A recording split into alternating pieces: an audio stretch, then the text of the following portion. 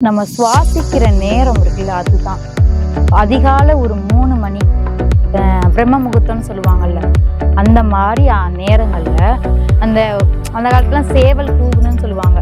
சேவல் கூவுனாலே எந்திரிங்க அப்படின்னு சொல்லுவாங்க. அது மாதிரி 3ஆவது தடவை சேவல் கூவுற நேரம், அதான் பிரம்ம முகூர்த்தம். அந்த நேரத்துல நீங்க எந்திரிச்சு சுவாச பயிற்சி செய்யும் போது மூச்சை இழுத்து வாங்கி விடுறும் போது அந்த அதிகமாக செயல்படுற நேரம் அதுதான். நுரையீரல் அந்த நேரத்துல தான் பிரம்ம முகூர்த்தத்துல தான் அதிகமாக சுவாசிக்க கூடிய நேரம். ஓசோன்ல இருந்து நம்மளுக்கு நேரம் அந்த அமுத காற்றுன்னு ஒண்ணு வரும். அதுல அந்த நேரத்துல சுவாசிக்கும் போது கொஞ்சம் கொஞ்சமா குறைய ஆரம்பிக்கும்.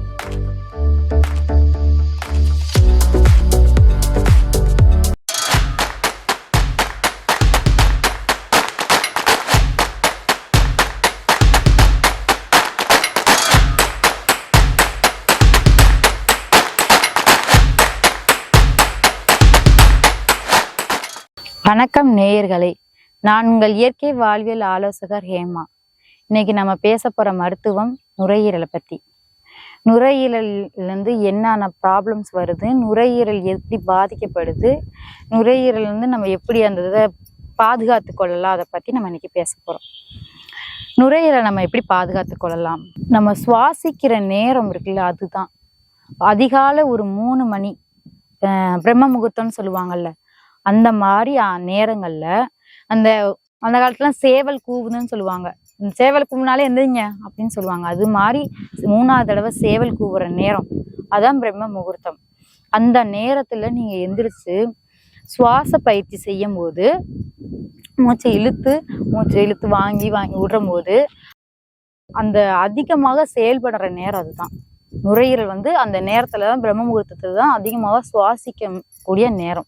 இப்ப வீசிங் ப்ராப்ளம் எங்களுக்கு இருக்குங்க அப்படின்னு நீங்க சொல்றீங்கன்னு வச்சுக்கோங்க.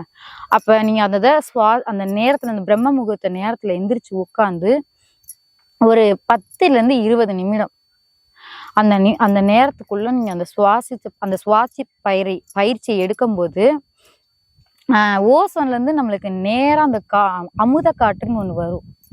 அதுல அந்த நேரத்துல சுவாசிக்கும் போது இந்த பாதிப்பு கொஞ்சம் கொஞ்சமா உங்களுக்கு வீசிங் ப்ராப்ளம், எங்களுக்கு நுரையீரல் மூச்சு விடுறதுக்கு ரொம்ப கஷ்டமா இருக்குது அப்படின்னு நீங்க சொல்றவங்களுக்கு, இந்த இதய பிரச்சனை உள்ளவங்களுக்கு கூட இது நம்ம இந்த நேரத்துல எந்திரிச்சு உட்காந்து நம்ம பண்ணும் போது அந்த பாதிப்பு கொஞ்சம் கொஞ்சமா குறைய ஆரம்பிக்கும்.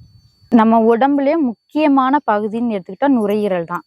இந்த நுரையீரல்ல இருந்து தான் இதயத்திற்கு காற்று அனுப்பி அந்த இதயம் எல்லா உறுப்புக்கும் இரத்த ஓட்டத்தை அனுப்பி சீராக்குது.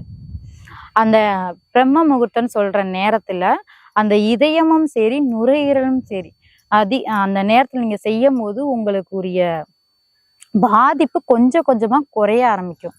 அப்படியே எங்களுக்கு குறையலைங்க, இது பண்ணிட்டோம், இப்படி நாங்க எந்திரிச்சு உட்காந்து பண்ணி பார்த்துட்டோம், அப்படி எங்களுக்கு குறையல அப்படின்னு நீங்க நினைச்சீங்கன்னா, ஆனா அதோட முக்கியம் எல்லா பார்ட்ஸுக்கும் நுரையீரல் மெயினானது. எல்லா பார்ட்ஸுக்கும் கல்லீரல்ல இருந்து மண்ணீரல்ல இருந்து இரைப்பை, பெருங்குடல், இதயம், அனைத்து உறுப்புகளுக்குமே இந்த சுவாசம் நம்ம சுவாசிச்சாதான் எல்லா உறுப்புக்கும் நம்ம அந்த உயிரை கொடுக்குற மாதிரி, ஒவ்வொரு உறுப்புக்கும் உயிரை கொடுக்கறது நுரையீரல் தான். அதை நீங்க நல்லா பாதுகாத்தா மட்டும்தான் மற்ற உறுப்புகள் பூரா செயல்படும். சரிங்களா? நீங்க இந்த இதை பண்ணி பாருங்க. காலையில அதிகாலை எந்திரிச்சு பிரம்ம முகூர்த்தத்துல எந்திரிச்சு இப்படி சுவாசிச்சு பயிற்சி கொடுத்து, அப்படியே எனக்கு சரியாகலை, எங்களால இதுல வெளியவே வர முடியல அப்படின்னு நீங்க நினைச்சீங்கன்னா, நம்ம மருத்துவ மையத்துல இதற்காக வெளிப்புற மருத்துவம் 5 நாள்ல இருந்து 7 நாளைக்கு வரைக்கும் தரும். அப்புறம் உள் மருத்துவம் 2 மாசத்துக்கு தரும். அதை நீங்க சாப்பிட்டீங்கனாலே இந்த நுரையீரல் பிரச்சனையிலேருந்து முழுமையாக நீங்க வெளியே வரலாம். இப்ப நான் சொன்ன சுவாச பயிற்சியை நீங்க வீட்டுல செஞ்சு பாருங்க. இது என்ன மாற்றத்தை தருதுன்னு நீங்க கமெண்ட் செக்ஷன்ல சொல்லுங்க. இது போன்ற நல்ல பதிவுகளை நீங்க காண நம்ம சேனலை லைக் பண்ணுங்க, ஷேர் பண்ணுங்க. நன்றி.